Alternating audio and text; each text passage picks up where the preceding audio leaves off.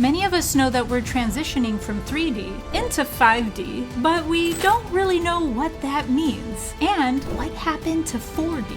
So how will we go from 3D to 5D? 4D is a gateway or a bridge to the unity consciousness of 5D. First things first, when we're talking about 3D and 5D, we are using human words. And even though language and words are not wrong, they help us communicate things. They still are us doing the best we can in order to point to things that are beyond words. So it's important to honor the fact that words and definitions mean something to us, and they help us communicate things, and they help us expand and learn and grow. While at the same time knowing that these states of consciousness that we're referring to did not have this specific wording to it, and that we are assigning that wording to it, 3D consciousness, 5D, what that transition means. So don't blame words, but at the same time, we've also known these concepts by different names all throughout the ages. So what we're referring to in this age as 5D, many of us get confused what that means by 5D because we know 5D to be a higher state of being. So if it's a higher state of being, how will we go from 3D to 5D? And that's a great question. Does that mean that we're going to change our physical form? Does that mean the earth is going to change its physical form?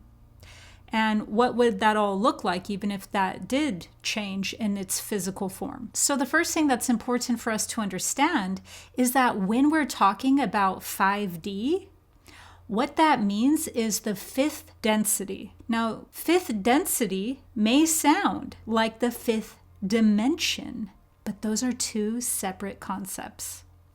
So the fifth density is referring to the physical state of being. You know how higher dimensional states of being and higher density states of being both have an ethereal feel to them?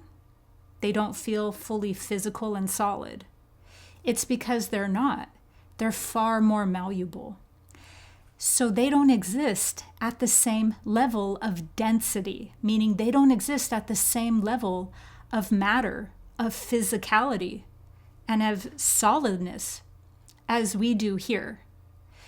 So fifth density is a density that has more fluidity to its structure, more fluidity to its form. And so it would not be so physical, so solid. And it also comes with a higher level consciousness that occupies that density. 5D consciousness is also known as unity consciousness. The attributes of this state of being are, there is no separation. All beings are divinity, expressing itself as an individual. Fear is not the enemy. But love is a more expanded thought form than fear and will always be more powerful to create from because love is aligned with truth. 5D consciousness is considered an altered state of consciousness because it's not the norm here on Earth. 5D consciousness can hold more information all at once without effort because it's a liminal state. At least it will feel like a liminal state to us. That's also why it's known as the flow state. It's because 5D is a liminal state that feels like flow. Synchronicities become so regular that it feels like we are in flow with the universe. We have more appreciation for our human experience and value our temporary experience here even more. This is why 5D consciousness is known for being in an open heart state of gratitude. Gratitude becomes the baseline of our experience here when our awareness has expanded into the preciousness of our mortality. If this state of consciousness had a tagline, it would be, it's the little things. There's nothing bigger. So, when we're talking about going from 3D to 5D, what we're talking about is the consciousness that resides in the fifth density. We're bringing that fifth density consciousness, the way that that density feels, thinks, experiences things, perceives things. We're going and we're taking that consciousness and we're anchoring it into the 3D. So if 5D is a density and densities are levels of reality that have their own rules to them. They have their own form of solidness. And it gets less solid and less solid, less physical and less physical, the higher up in densities you go. Then the fifth density would still be malleable. There would still be form. But it's almost like you'd be able to use the power of your mind and shift your form, like shapeshift. And so what we're doing is we're bringing that level of consciousness, which is very high, into the 3D. And 3D is locked almost into physicality. So 3D is very solid. It's as solid as you're going to get, everything here. That's why everything is so separate. Everything is so separate and so solid and so physical because it's in the third density. Third density is condensed waveforms. So it's vibration going so slow, so condensed and slow that everything feels way more separate, more solid, more physical. And so the third density, 3D, has a very separate consciousness here. And what we know about separation is that separation fuels fear. So when you hear people talk about going from 3D into 5D, what you're basically hearing is the consciousness. We are shifting from 3D consciousness, which is very separate and therefore very fear-based, very survival-based. And we're going through a spiritual awakening into 5D consciousness. So you can see it as us going into 5D consciousness, or you could see it as 5D consciousness streaming down to us, and we're anchoring in that consciousness here as it's being streamed. As it's being streamed to us, we are embodying it.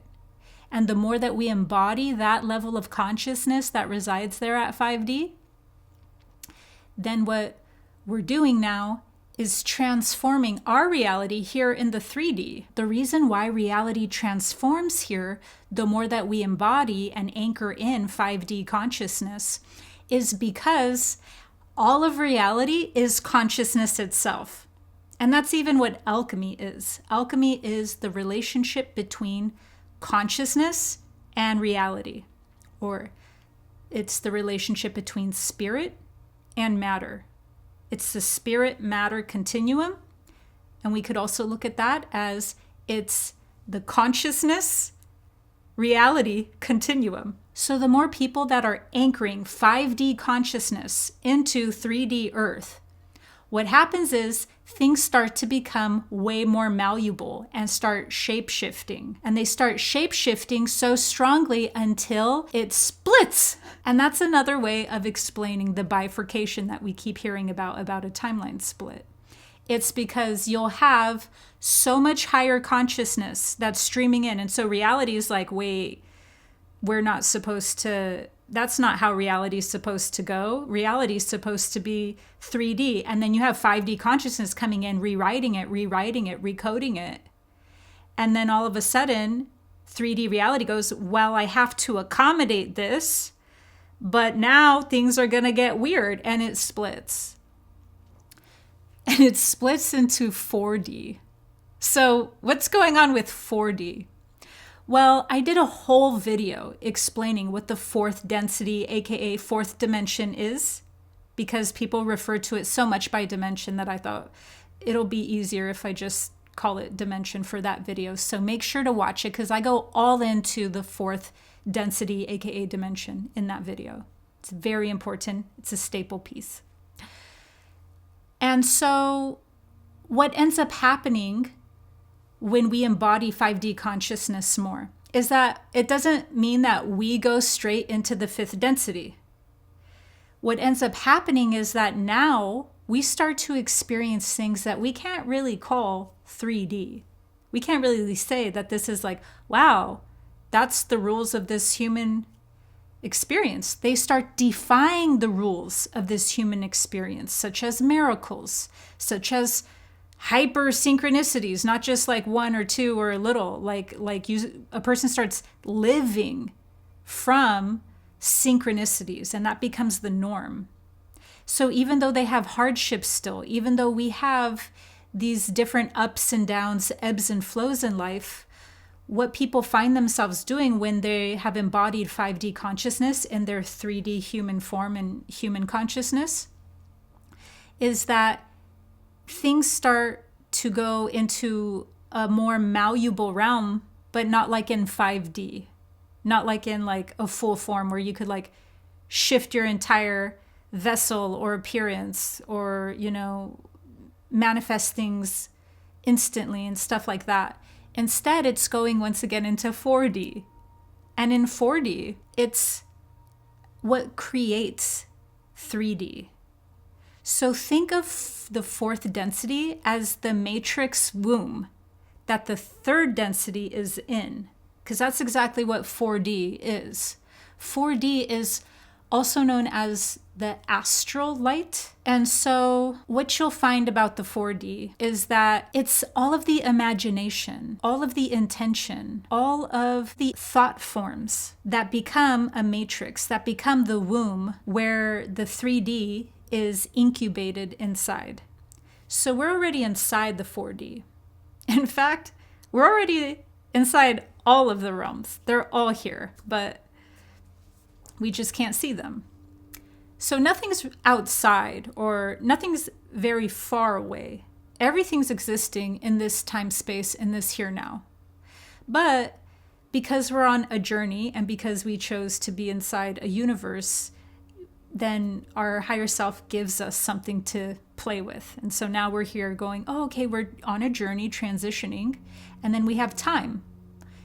We have time because now we get a sequence of events. We get a past, present, and future so that we can learn. Explaining why 4D gets left out in human words will sound crass, but I'll do it anyways. It would be like talking about the pit stop instead of the destination. 4D is often overlooked, and the journey from 3D to 5D is emphasized because 4D is a gateway or a bridge to the unity consciousness of 5D. 4D is the womb or tesseract that 3D lives inside. So we are still in physical reality when we are in 4D, but we can shape our physical reality easier because our consciousness is breaking out of the 3D limitations and operating from a higher vibrational field of creativity. We still have a physical body in 4D, but it is a less dense form called homoluminous because it is the beginning of the light body. The attributes of 5D consciousness are when you are far, far less judgmental because judgments act like blocks that calcify your awareness. So think of judgments as literally dragging you down and into separation and into fear, because that's what's behind judgments. You see, judgments aren't clarity. They don't reflect the truth of whatever we're judging.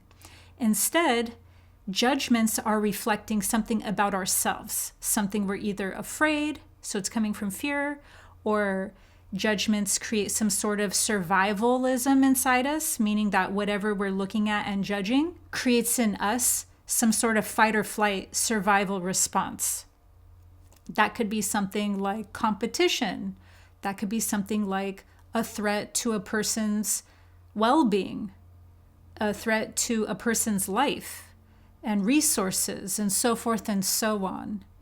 And so 3D consciousness is fueled by fear. I'm not saying that's all that exists. There's so much beauty that exists in 3D consciousness, but when you're looking at the dominant thought forms, like the most dominant things going on in 3D consciousness, what you'll find is that their origins are all fear because they're separations. And so when we're going from 3D consciousness into 5D consciousness, what that would look like is now we're embodying attributes of non-judgment, and therefore we have far less fear. So even if we are clearly looking and discerning things that are going on inside our personal world or we're looking at things going on inside the collective world, and you have a lot of judgments about what you're seeing and a lot of fear about it, just know that you can still be seeing something clearly. You can be looking at something and being more aware of it than other people. However, don't get stuck. Don't let that fear and judgment sink and drag you into a state of powerlessness and a state of hopelessness and a state of feeling like you are not a creator. So it's okay if you have human emotions arise and you go into human perceptions and you begin to judge. You can just become aware of how much are you being ruled by that. And then that could become a good shadow work exercise as well, to be like, yeah, I'm clearly seeing something and I don't like it and I'm having these emotions about it.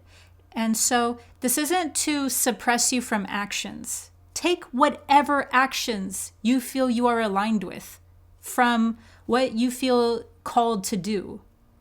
I'm not telling you what actions to take. I'm simply referring to when you go into 5D consciousness from 3D consciousness, what's going to be happening is you're still going to see things clearly. In fact, you'll be able to see things more clearly. When you see things more clearly, you will naturally start elevating out of fear. But even if you're still in fear, that's fine. That doesn't mean that you're low vibes or anything, because it's all a process and there's no such thing as one distinct state. So if you have 5D consciousness, you will still have fear here in the human experience, because fear might be your intuition alerting you of a threat or danger to your life, or so forth and so on. So you're still going to have all of the spectrum of information that emotions carry. However, you're not going to find that it's dominant in your life. And the stress that you do still find that comes with fear will even still be like creative stress. So it will be fun. It will be like, oh man, that's such a beautiful problem. What you'll notice is that you will never be able to separate actions from consciousness. In fact, actions are so core to this experience, and so they're so pivotal for our level of consciousness that our actions are the journey the whole way into embodying and anchoring 5D consciousness. So a lot of times when we're expressing these concepts, it could sound like sheerly mental, right? We're going from 3D mental state and shifting into 5D. And that's partly true. But if you'll notice even deeper, what's happening is that if your actions aren't in alignment, then what is, like it might be good for like an insight only to like shift our insight from 3D to 5D. That might be very helpful. But if our actions are not included in all of this, then there's no real and lasting transformation, which means that high vibe actions might not always look high vibe. How much consciousness would it take for a person to align their awareness of maybe like toxic or detrimental things inside their environment with the actions to do something about it?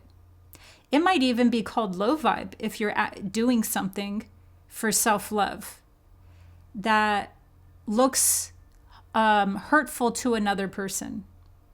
So even though I'm talking about going from 3D to 5D consciousness, that doesn't mean that we're passive. And that also doesn't mean that actions aren't involved. Actions are going to be the fuel of that, because how we make our external world congruent with our inner world and our inner consciousness is going to be done through actions. Actions for our self-love, actions for the well-being of all. So don't fall for the empath trap that you have to be a doormat and let everybody walk all over you in order for you to be high consciousness or in order for you to be 5D consciousness, because it's the complete opposite.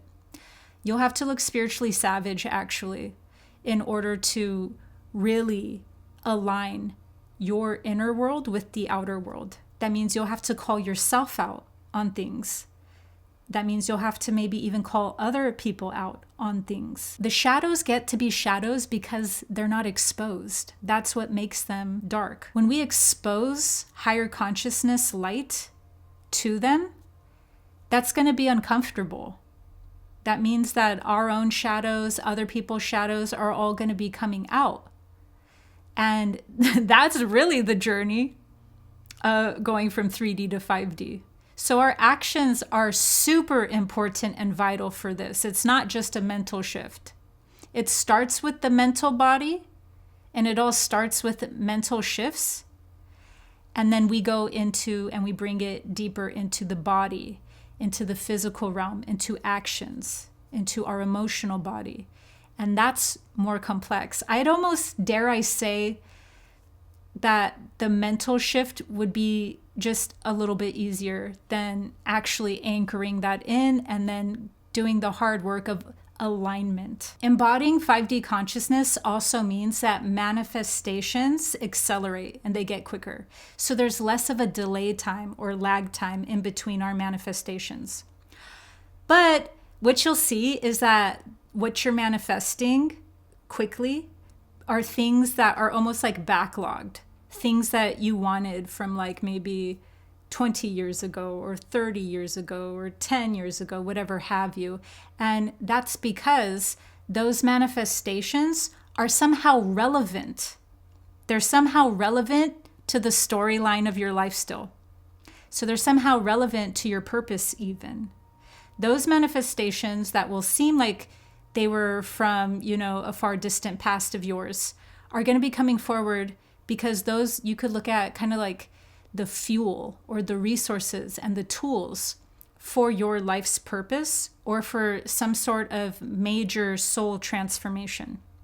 And then from that point, you'll start seeing manifestations quicken and accelerate from your vantage point now. So from whatever you want to manifest in the present moment. And that's the embodiment process of 5D consciousness because there's no lag, there's no delay in 5D. In fact, the 4D, the fourth density, is where there's a buffer zone for what we manifest here in the third density or 3D. So the 4D is the buffer zone. Now imagine that there's less of a buffer zone. That would be good in many cases, and that would be bad, or that would be, not good in some cases.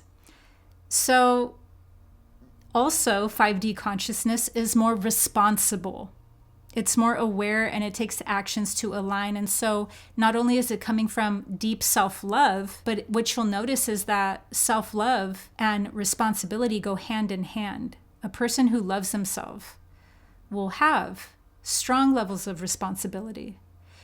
And so the less lag that's happening there with manifestations is because a being is more sovereign. Because their heart is in an open state, they will be able to embrace their life circumstances, their life situations, their emotions. And that difference between being able to fully embrace something and therefore having it processed through their heart center, through that level of intimacy with themselves, means that there is no barrier between whatever they're hiding, whatever they're avoiding, whatever they are not processing.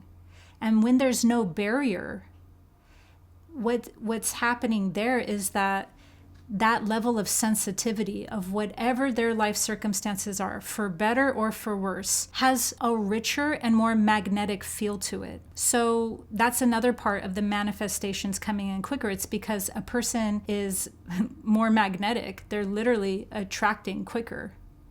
And so the sensitivities of an open heart can become almost excruciating because when we become more sensitive to beauty, we also can't shut off the sensitivity to the pain in the world or to how much we love others and so forth and so on.